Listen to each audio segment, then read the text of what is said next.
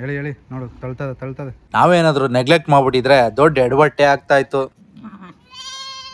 ನಾವು ಈ ಕುರಿ ಯಾವಾಗ ಮರಿ ಹಾಕುತ್ತೆ ಅಂತ ತುಂಬಾ ದಿವಸದಿಂದ ವೆಯ್ಟ್ ಮಾಡ್ತಾ ಇದ್ವಿ. ನಾವು ಈ ಕುರಿ ಮೇಕೆ ಸಾಕಕ್ಕೆ ಸ್ಟಾರ್ಟ್ ಮಾಡಿ 9 ತಿಂಗಳಾಯ್ತು. ಅಷ್ಟರಲ್ಲಿ ಒಂದ್ 3-4 ಮೇಕೆ ಆಲ್ರೆಡಿ ಮರಿಗಳನ್ನ ಕೊಟ್ಟಿದಾವೆ. 9 ತಿಂಗಳಿಂದ ಈ ಕುರಿ ಮತ್ತೆ ಇದ್ರ ಜೊತೆಗೆ ಈ ಸಣ್ಣ ಮರಿನ ತಗೊಬಂದಿದ್ವಿ. ಆ ಪುಟ್ಟ ಹೆಣ್ಣು ಮರಿ ಇಷ್ಟು ದೊಡ್ಡದಾಗಿ ಬೆಳೆದಿದೆ. ಈಗ ಈ ಕುರಿನೂ ಈಗ ನಮ್ಮ ಹತ್ರ ಬಂದಾದ್ಮೇಲೆ ಫಸ್ಟ್ ಮರಿನ ಕೊಡ್ತಾ ಇದೆ. ಬೆಳಿಗ್ಗೆ 7 ಗಂಟೆಗೆ ನಮ್ಮ ಅಪ್ಪ ಹೇಳಿದ್ರು ಕುರಿದು ನೀರು ಒಡೆದಿದೆ, ಇನ್ನೇನ್ ಮರಿ ಹಾಕುತ್ತೆ ಅಂತ. ನಾನು ಕೆಳಗಡೆ ಹೋಗಿ ನೋಡಿದ್ರೆ ನೀರ್ ಹೊಡೆದು ಲೋಳೆ ಎಲ್ಲ ಆಚೆ ಬರ್ತಾ ಇತ್ತು. ಅದಕ್ಕೆ ಬೇರೆ ಮೇಕೆಗಳ ಜೊತೆ ಇರೋದ್ ಬೇಡ ಅಂತ ಹೊರಗಡೆ ಬಿಟ್ವಿ. ನಾವು ಈ ಕುರಿ ಮತ್ತೆ ಇದ್ರ ಜೊತೆಗೆ ಒಂದು ಸಣ್ಣ ಹೆಣ್ಣು ಮರಿನ 7,500 ಕೊಟ್ಟು ಸಂತೆಯಿಂದ ತಗೊಬಂದಿದ್ವಿ. ನಮ್ಮ ಹತ್ರ ಇರೋದು ಎರಡೂನು ಹೆಣ್ಣು ಕುರಿ ಆಗಿರೋದ್ರಿಂದ ಒಂದು ಗಂಡು ಮರಿ ಹಾಕ್ಬಿಟ್ರೆ ಸಖತ್ತಾಗಿರುತ್ತೆ. ಇದಕ್ಕೆ ಹೊಟ್ಟೆ ನೋವುಗಳು ಸ್ಟಾರ್ಟ್ ಆಗಿದೆ ಅನ್ಸುತ್ತೆ, ಅದಕ್ಕೆ ಮಣ್ಣನ್ನ ಕೆರಿತಾ ಇದೆ. ಈ ಟೈಮಲ್ಲಿ ಕುರಿ ಮತ್ತೆ ಮೇಕೆಗಳು ಹೀಗ್ ಮಾಡೋದು ನಾರ್ಮಲ್. ಹೊಟ್ಟೆ ನೋವು ಹುಟ್ಟಕ್ ಸ್ಟಾರ್ಟ್ ಆದವಾಗ ಮೇಕೆಗಳು ಕುತ್ಕೊಳ್ಳುತ್ತೆ, ಎದ್ದೇಳುತ್ತೆ, ಮತ್ತೆ ಕುತ್ಕೊಳ್ಳುತ್ತೆ, ಎದ್ದೇಳುತ್ತೆ. ಹೀಗೆ ಮಾಡ್ತಾ ಮಾಡ್ತಾ ಮರಿನ ಆಚೆಗೆ ಪುಷ್ ಮಾಡುತ್ತೆ.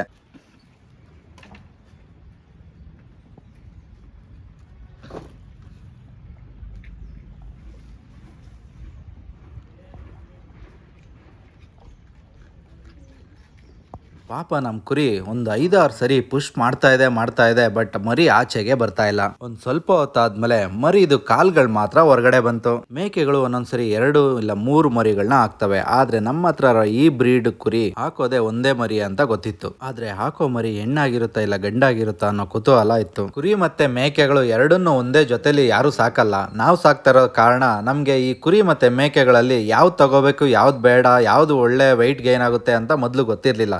ಅದಕ್ಕೆ ಸ್ವಲ್ಪ ತಗೊಂಡು ಸಾಕೋಣ, ಆಮೇಲೆ ಅದನ್ನೆಲ್ಲ ತಿಳ್ಕೊಂಡು ಯಾವ್ದನ್ನ ಇಟ್ಕೋಬೇಕು ಯಾವ್ದನ್ನ ಮಾರ್ಬೇಕು ಅಂತ ಡಿಸೈಡ್ ಮಾಡ್ಕೊಳ್ಳೋಣ ಅಂತ ತೀರ್ಮಾನ ಮಾಡಿದ್ವಿ. ಅದಕ್ಕಂತಾನೆ ಸಂತೆಯಲ್ಲಿ ಫಸ್ಟ್ 3 ಹೆಣ್ಣು ಮೇಕೆ ಮತ್ತೆ ಈ ಒಂದು ಕುರಿ ಮತ್ತೆ ಇದ್ರ ಮರಿನ ತಗೊಬಂದಿದ್ದು. ಕುರಿಗಳು ಮೇಕೆಗಳಿಗಿನ್ನ ಬೇಗನೆ ವೆಯ್ಟ್ ಗೈನ್ ಆಗುತ್ತೆ, ಅದರಲ್ಲೂ ಗಂಡು ಕುರಿಗಳಂತೂ ಬೇಗನೆ ವೆಯ್ಟ್ ಗೈನ್ ಆಗುತ್ತೆ. ಆದ್ರೆ ಮೇಕೆಗಳಲ್ಲಿ ರೋಗ ನಿರೋಧಕ ಶಕ್ತಿ ಜಾಸ್ತಿ ಇರುತ್ತೆ. ಒಂದ್ ಯಾವ್ದಾದ್ರು ಕಾಯಿಲೆ ಬಂದ್ರೇನು ಸ್ವಲ್ಪ ತಡ್ಕೊಳ್ಳುತ್ತೆ, ಆದ್ರೆ ಕುರಿಗಳು ಹಾಗೆ ತಡ್ಕೊಳ್ಳಲ್ಲ. ನಮ್ಮ ಅದೃಷ್ಟ ಏನೋ ಗೊತ್ತಿಲ್ಲ, ಇದುವರೆಗೂ ನಮ್ಮ ಈ 2 ಕುರಿಗಳಿಗೆ ಯಾವುದೇ ತರ ರೋಗಗಳು ದೊಡ್ಡದಾಗಿ ಬಂದಿಲ್ಲ. ನೀವು ತಂದಿದ್ದು ಒಂದು ಕುರಿ ಮತ್ತೆ ಅದರೊಂದು ಸಣ್ಣ ಪುಟ್ಟು ಮರಿ ಅಂತ ಹೇಳ್ತೀರಾ, ಬಟ್ ಹೇಗಿದು ಮತ್ತೆ ಫಲ ಆಯ್ತು ಅಂತ ನೀವು ಕೇಳ್ಬೋದು. ನಮ್ಮಪ್ಪ ಫ್ರೆಂಡ್ ಒಂದ್ 2 ಕುರಿಗಳನ್ನ ತಗೊಬಂದ್ ಬಿಟ್ಟಿದ್ರು ದೇವ್ರ ಗೊಡೆಯಕ್ಕೆ ಅಂತ. ಅದನ್ನ ಮೇಯಿಸ್ತಾ ಇದ್ರು ನಮ್ಮಪ್ಪ. 2 ಕುರಿಗಳಿಂದಾನೆ ಇದು ಫಲ ಆಗಿದ್ದು. ಆಲ್ಮೋಸ್ಟ್ ಒಂದು 1 ಅವರ್ ಆಗಿರುತ್ತೆ. ಈ ಕುರಿ ಪಾಪ ಮುಕ್ತಾನ ಇದೆ ಪುಷ್ ಮಾಡ್ತಾ ಇದೆ, ಬಟ್ ಮರಿ ಆಚೆನೆ ಬರ್ತಾ ಇಲ್ಲ. ಬರೀ ಒಂದ್ 2 ಕಾಲು ಮತ್ತೆ ಅದರ ಮಕ ಒಂದ್ ಚೂರ್ ಆಚೆ ಬಂದಿದೆ. ಕುರಿ ತುಂಬಾ ಜೋರಾಗಿ ಉಸಿರಾಡ್ತಾ ಇತ್ತು ಹೊಟ್ಟೆಲ್ಲಿ. ಅದು ನೋಡಿ ನನ್ಗೆ ಗೊತ್ತಾಯ್ತು ಇದು ತುಂಬಾ ಸುಸ್ತಾಗುತ್ತೆ ಹೀಗೆ ಬಿಟ್ರೆ ಅಂತ. ಅದಕ್ಕೆ ನಮ್ಮಪ್ಪ ಕೈಗೆ ಒಂದ್ ಬಟ್ಟೆ ತಗೊಬಂದ್ ಕೊಟ್ಟು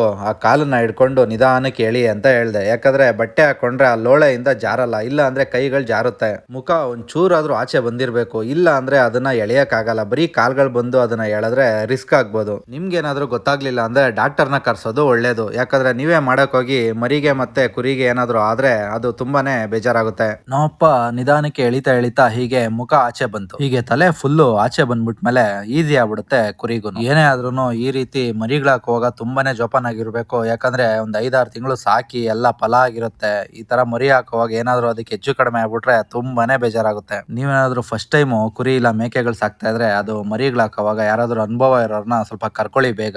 ಯಾಕಂದ್ರೆ ಆ ಮೂಮೆಂಟ್ ಅಲ್ಲಿ ನಮ್ಗೆ ಏನ್ ಮಾಡ್ಬೇಕು ಏನು ಅಂತ ಗೊತ್ತಾಗಿಲ್ಲ ಅಂದ್ರೆ ತುಂಬಾನೇ ರಿಸ್ಕ್ ಆಗುತ್ತೆ ಪಾಪ ಮರಿಗೆ ಮುಖ ಫುಲ್ ಲೋಳೆ ಸುತ್ಕೊಂಡಿರುತ್ತೆ. ಅದು ಸ್ವಲ್ಪ ಮುಖ ಆಚೆ ಬಂದಿದ್ದೆ ನಾವು ಅದನ್ನ ಲೋಳೆನ ಕ್ಲಿಯರ್ ಮಾಡಿದ್ರೆ ಅದು ಉಸಿರಾಡಕ್ಕೆ ಈಸಿ ಆಗುತ್ತೆ. ನೋಡಿ ಫಸ್ಟ್ ಬ್ರೀತ್ ಯಾವ ತರ ತಗೋತಾ ಇದೆ, ಉಸಿರಾಡಕ್ಕೆ ಟ್ರೈ ಮಾಡ್ತಾ ಇದೆ. ಮರಿ ಆಚೆ ಬಂದ್ಮೇಲೆ ಅದನ್ನ ತಾಯಿ ಹತ್ರ ಬಿಡಬೇಕು. ಅದು ಸ್ವಲ್ಪ ನಾಕುತ್ತೆ ಮತ್ತೆ ಅದೆಲ್ಲ ಕ್ಲೀನ್ ಮಾಡ್ಕೊಳುತ್ತೆ ಅದ್ರ ಮೇಲೆ ಇರೋ ಲೋಳೆ ಎಲ್ಲ. ಹುಟ್ಟಿದ ತಕ್ಷಣ ಅದನ್ನ ಸಪ್ರೇಟ್ ಮಾಡ್ಬಿಟ್ರೆ ಅದ್ರ ಮರಿ ಯಾವ್ದು ಏನು ಅಂತ ಅದಕ್ಕೆ ವಾಸನೆ ಗೊತ್ತಾಗಲ್ಲ. ಮರಿಗೆ ತಾಯಿ ಗೊತ್ತಾಗಲ್ಲ, ತಾಯಿಗೆ ಮರಿ ಗೊತ್ತಾಗಲ್ಲ.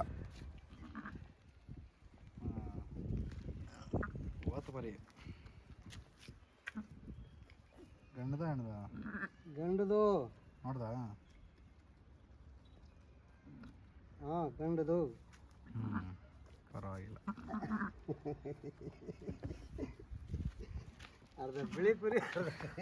ನಿಧಾನಕ್ಕೆ ಎಳೆದು ಕೊನೆಗೂ ಸಕ್ಸಸ್ಫುಲ್ ಆಗಿ ಹೆರಿಗೆ ಮಾಡಿಸ್ಬಿಟ್ರು ನಮ್ಮಪ್ಪ. ಕುರಿ ಮರಿ ನೋಡಿದ್ರೆ ಅರ್ಧ ಕೆಂಚು ಅರ್ಧ ವೈಟು. ಬಣ್ಣ ಯಾವ್ದಾದ್ರು ಇರ್ಲಿ ಗಂಡ ಹೆಣ್ಣ ಅಂತ ನೋಡಿದ್ರೆ ಗಂಡು ಮರಿ ಆಗಿತ್ತು. ನಮ್ಮಪ್ಪಗಂತೂ ಫುಲ್ ಖುಷಿ ಆಗೋಯ್ತು. ಯಾಕಂದ್ರೆ ಲಾಸ್ಟ್ ನಮ್ ಮೇಕೆ ಗಂಡು ಮರಿನೋ ಇಲ್ಲ 2 ಮರಿನೋ ಹಾಕುತ್ತೆ ಅನ್ಕೊಂಡಿದ್ರೆ ಒಂದು ಹೆಣ್ಣು ಮರಿ ಕೊಡ್ತು.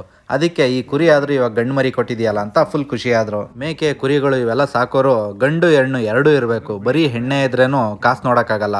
ಬರೀ ಗಂಡೆ ಇದ್ರೂ ಮಂದೇನ ದೊಡ್ಡದು ಮಾಡೋಕ್ಕಾಗಲ್ಲ. ಮರಿ ಹುಟ್ಟಿದ್ದೆ ಅದ್ರ ಕರಳು ಬಳಿ ಕಟ್ಟಾಗಿರುತ್ತೆ. ಸೊ 2 ಇಂಚು ಕೆಳಗಡೆ ಬಿಟ್ಟು ಅದನ್ನು ಕಟ್ಟಬೇಕು. ಈ ಥರ ದಾರದಲ್ಲಿ ಕಟ್ಟಿ ಬೆಟಡಿನ್ ಅನ್ನೋ ಟಿಂಚರ್ ಥರ ಒಂದು ಲಿಕ್ವಿಡ್ ಬರುತ್ತೆ, ಅದರಲ್ಲಿ ಅದ್ದಿಸಿದ್ರೆ ಇನ್ಫೆಕ್ಷನ್ ಏನು ಆಗಲ್ಲ, ಮತ್ತೆ ಮರಿನು ಫ್ಯೂಚರಲ್ಲಿ ಚೆನ್ನಾಗಿ ಬರುತ್ತೆ. ನಮಗೆ ಸ್ಟಾರ್ಟಿಂಗಲ್ಲಿ ಕುರಿ ಮತ್ತು ಮೇಕೆಗಳನ್ನ ಸಂತೆಯಿಂದ ತರಬೇಕಾದ್ರೆ ಇದ್ರ ಗಂಧ ಗಾಳಿನೇ ಗೊತ್ತಿರಲಿಲ್ಲ. ನಮ್ಮಪ್ಪ ಮೊದಲು ಹಳ್ಳಿಲಿದ್ದವಾಗ ಮೇಕೆಗಳು ಒಂದು 30-40 ಮೇಕೆ ಮೇಯಿಸಿದ್ವು. ಬಟ್ ಆ ಟೈಮ್ಗೂ ಈ ಟೈಮ್ಗೂ ತುಂಬಾ ವ್ಯತ್ಯಾಸ ಇದೆ.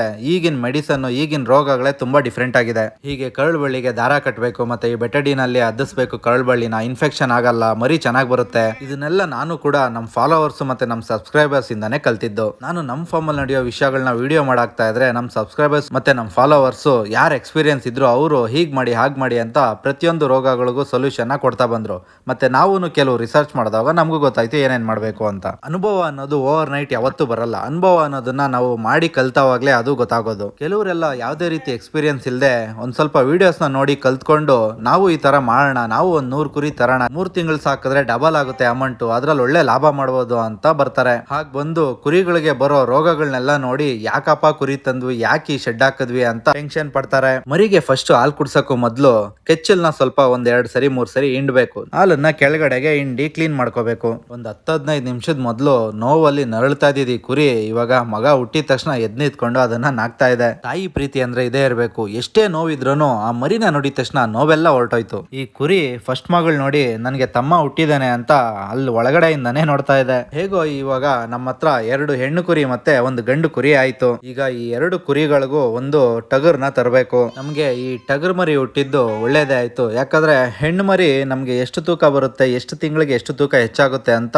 ಒಂದು ರೇಂಜ್ಗೆ ಗೊತ್ತಿದೆ. ಆದ್ರೆ ಈ ಗಂಡು ಮರಿ ಎಷ್ಟು ತಿಂಗಳಿಗೆ ಎಷ್ಟು ತೂಕ ಬರುತ್ತೆ ಅಂತ ನೋಡೋಣ. ನಮ್ ಟಾರ್ಗೆಟ್ ಮಿನಿಮಮ್ ಒಂದು 6 ತಿಂಗಳಿಗೆ ಒಂದು 20-25 kg ಮಾಡಬೇಕು ಅಂತ. ಅಷ್ಟು ಮಾಡಕ್ ಆಗುತ್ತಾ ಇಲ್ವಾ ಅಂತ ಒಂದು ಕಮೆಂಟ್ ಮಾಡಿ. ಯಾಕಂದ್ರೆ ನಮಗೂ ಈ ಟಗರ್ ಮರಿನ ಸಾಕಿ ಯಾವುದೇ ಅನುಭವ ಇಲ್ಲ. ಹಾಗೇನೆ ಈ ಟಗರ್ ಮರಿಗೆ ಏನ್ ಹೆಸರಿಡೋದು ಅಂತ ಒಂದು ಕಮೆಂಟ್ ಮಾಡ್ಬಿಡಿ. ನಿಮ್ಗೂನು ಕುರಿ ಮೇಕೆ ಇವೆಲ್ಲ ಆಸೆ ಇದ್ರೆ ನಮ್ಮ ಚಾನಲ್ ಒಂದು ಫಾಲೋ ಮಾಡ್ಕೊಳ್ಳಿ. ಯಾವಾಗ್ಲೂ ಇನ್ಸ್ಟಾ, ಫೇಸ್ಬುಕ್ ಮತ್ತೆ ಯೂಟ್ಯೂಬ್ ಅಲ್ಲಿ ವಿಡಿಯೋಸ್ ಬರ್ತಾ ಇರುತ್ತೆ. ಅದನ್ನ ನೋಡಿ ನೀವೇ ಸಾಕಿರೋ ತರ ಫೀಲ್ ಆಗುತ್ತೆ. ಈ ವಿಡಿಯೋದಲ್ಲಿ ಹೇಳಿರೋ ಈ ಕುರಿ ಬಗ್ಗೆ ವಿಷಯಗಳೆಲ್ಲ ನನಗೆ ನನ್ನ ಅನುಭವದಲ್ಲಿ ನಾನು ಕಲ್ತ್ಕೊಂಡಿರೋದು, ಮತ್ತೆ ನಾವು ನೋಡಿ ಕಲ್ತಿರೋದು. ನಮ್ಮ ಅನುಭವ ಏನು ತುಂಬಾ ದೊಡ್ಡದಿಲ್ಲ, ಸಣ್ಣದೇ. ಯಾಕಂದ್ರೆ ನಮ್ಮ ಹತ್ರ ಇರೋದೇ 2 ಕುರಿ. ಈ ವಿಡಿಯೋ ನೋಡ್ತಾ ಇರೋ ಕೆಲವರೆಲ್ಲ ಒಂದು 20, 30, 50 ವರ್ಷದಿಂದ ಕುರಿ ಸಾಕ್ತಾ ಇರ್ತೀರಾ. ಅವ್ರಿಗೆ ತುಂಬಾನೇ ಅನುಭವ ಇರುತ್ತೆ. ನಿಮ್ಮ ಅನುಭವನ ನಮ್ಮ ಕಮೆಂಟ್ ಸೆಕ್ಷನಲ್ಲಿ ಸ್ವಲ್ಪ ಶೇರ್ ಮಾಡಿದ್ರೆ ಹೊಸದಾಗಿ ಕುರಿ ಸಾಕೋರಿಗೆ ಇವ್ರಿಗೆಲ್ಲ ಸ್ವಲ್ಪ ಹೆಲ್ಪ್ ಆಗುತ್ತೆ. ಈ ಸಣ್ಣ ಮರಿನ ಒಳ್ಳೆ ಟಗರ್ ಮಾಡಬೇಕು. 1 ವರ್ಷ ಆಗೋ ತನಕ ಇದನ್ನ ಯಾವುದೂ ಸೇಲ್ ಮಾಡಲ್ಲ. ಈ 1 ವರ್ಷ ಕಂಪ್ಲೀಟ್ ಆಗಿ ನನ್ನ ಅನುಭವ ಏನಾಗುತ್ತೆ ಈ ಮರಿ ಜೊತೆ ಅದನ್ನ ಫುಲ್ಲು ನಿಮ್ಮ ಜೊತೆ ಶೇರ್ ಮಾಡ್ತೀನಿ. ಅದಕ್ಕೆ ನಮ್ಮ ಚಾನಲ್ನ ಫಾಲೋ ಮಾಡ್ಕೊಳ್ಳಿ. ಅಂದಾಗೆ ಲಾಸ್ಟ್ ಒಂದು ವಿಷಯ ಏನಂದರೆ, ಈ ಮರಿನ 2 ದಿವಸ ಆದಮೇಲೆ ನಾನು ತೂಕ ಮಾಡಿದೆ ಎಷ್ಟು ಬರುತ್ತೆ ಅಂತ. ಇದು ಬಾರ್ನ್ ವೆಯ್ಟ್ ಎಷ್ಟೋ ಗೊತ್ತಿಲ್ಲ, ಬಟ್ 2 ದಿವಸ ಆದಮೇಲೆ ಇದು 3 kg 600 ಗ್ರಾಮ್ ಇತ್ತು.